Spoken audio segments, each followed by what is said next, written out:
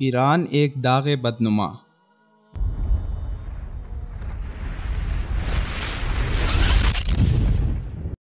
مسلم ممالک کی لسٹ میں شامل ایران ایک ایسا نام ہے جو مسلم ممالک کے لیے داغ بدنما ہے۔ ایران ایک ایسا ملک ہے جس کا تاریخ اسلام میں ہمیشہ سے بدنما کردار رہا ہے۔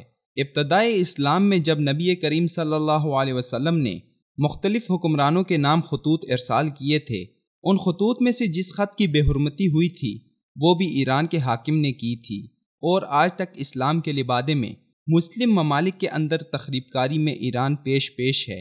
1979 کے ایرانی خمینی انقلاب کے بعد سے ایران نے مسلم ممالک میں جس نہج پر غنڈہ گردی اور تخریب کاری شروع کی ہے، اس کا اندازہ صرف حجاز مقدس کے تقدس کو پامال کرنے کی جو مذموم کوششیں کی گئی ہیں ان سے بخوبی لگایا جا سکتا ہے۔ نومبر 1979 سے جولائی 1989 کے درمیان خانہ کعبہ پر 3 حملے کیے گئے، جن میں سے پہلے حملے کا ذمہ دار امریکہ و اسرائیل کو، جبکہ بعد کے دونوں حملے جو 1987 اور 1989 میں ہوئے کے لیے ایران کو ذمہ دار ٹھہرایا جاتا ہے۔ پہلے حملے میں مقامی افراد کا ایک ایسا گروہ ملوث تھا جو سعودی عرب میں ایران اور مغربی آقاؤں کے اشاروں پر شر اور فساد پھیلانے میں مصروف عمل تھا۔ نجد سے تعلق رکھنے والے ایک مذہبی رہنما کو امام مہدی قرار دے کر مسجد الحرام پر قبضہ کیا گیا تھا۔ اسے سب سے شدید حملہ کہا جا سکتا ہے کہ جس کے خلاف کارروائی میں 127 سعودی فوجی شہید ہوئے اور 451 زخمی ہوئے تھے۔ اس کے بعد 68 حملہ آوروں کو موت کی سزا دی گئی تھی۔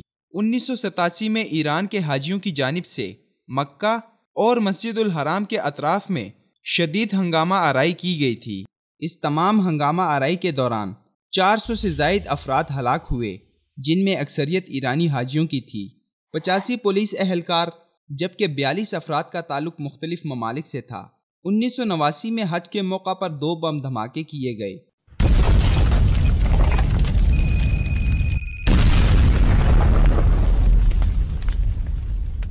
جن میں ایک حاجی شہید اور 16 زخمی ہوئے۔ ان بم دھماکوں کے مجرم شیعہ تھے، جن کی تعداد 16 تعلق کویت سے اور ان کی پشت پناہی براہ راست ایران کر رہا تھا۔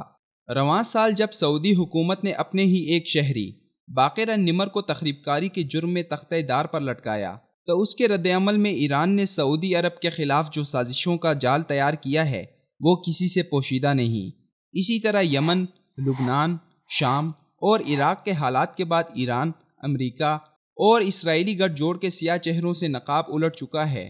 سعودی عرب کے 3 اطراف میں جو آگ بھڑکائی جا چکی ہے وہ ایران اور خمینی کا پرانا خواب تھا، جس کے لیے ایران، امریکہ اور اسرائیل کی گود میں پل رہا ہے، جبکہ عالم اسلام کے حکمران ان تمام حقائق کو پس پش ڈال کر ایران کو مسلم ممالک کی صف میں جگہ دے کر ایران کو آستین کے سانپ کی طرح پال رہے ہیں۔ ایران کے معاملے میں عالم اسلام کی یہ خاموشی اور غیر جانبداری مستقبل میں پچھتاوے کا باعث ہوگا۔ اس لیے قبل از وقت اس معاملے پر غور و فکر کی جائے اور وقت سے پہلے اس سازشی ٹولے کا تعاقب کیا جائے۔ اس معاملے میں امت مسلمہ کو حساس رہنا چاہیے، کیونکہ اس معاملے میں فکر مند ہونا کسی کے ذاتی مفاد کے لیے نہیں بلکہ حرمین شریفین اور امت مسلمہ کے لیے روافض کی ریشہ دوانیوں کی وجہ سے ہے۔